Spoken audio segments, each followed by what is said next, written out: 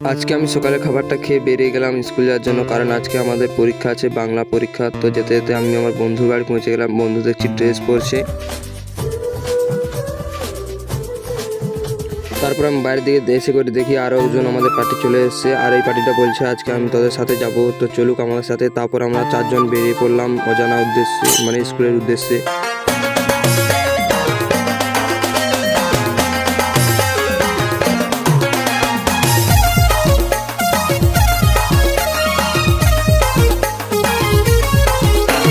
গান শুনতে শুনতে চলে আসি আমরা মাগুরিয়া। তো মাগুরিয়া থেকে আমরা এখন স্কুলে যাই। স্কুলে গিয়ে তারপর তোমাদের সাথে দেখা হচ্ছে। তারপর আমরা পৌঁছে যাই স্কুল। তো চলো এখন ভিতরে যাওয়া যাক। ভিতরে কি হয়েছে একবার তোমরা দেখো।